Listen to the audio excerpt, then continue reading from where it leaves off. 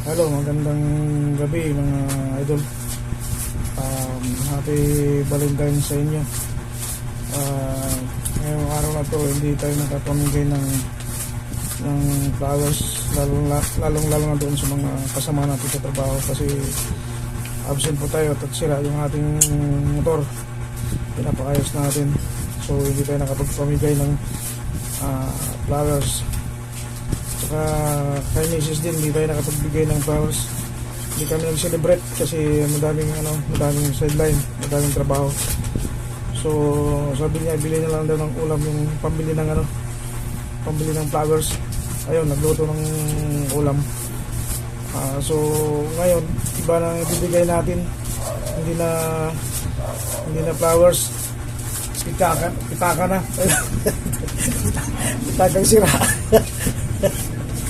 Ano na, ibahin natin dati kasi bulak-bulak na plastic, ayaw din nila plastic.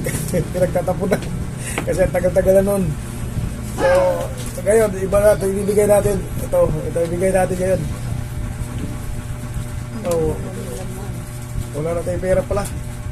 Ano nangyari? Asan na pera ko? Uy, bakit nawala yung pera ko? Ano ba binigay ko kay Archie? Kasi hindi mo binigay mo dun? Oh? Pamalasing. Bakit ano naman to? So ito lang bibigay natin. Pera na bibigay natin. Ayan o. Ayan, bibigay natin. Hindi na flowers ha. Ito. Pero bawiin din natin ito pagkatapos. Pwede. Ito lang ibigay natin kasi wala tayong budget. Ayan o. Happy Valentine's. Ayan na. Hindi na flowers. Pera na. Ayan. Ayan na. Ayan. Happy Valentine's. Kiss daw. Yung nga. Ayaw, nahiya.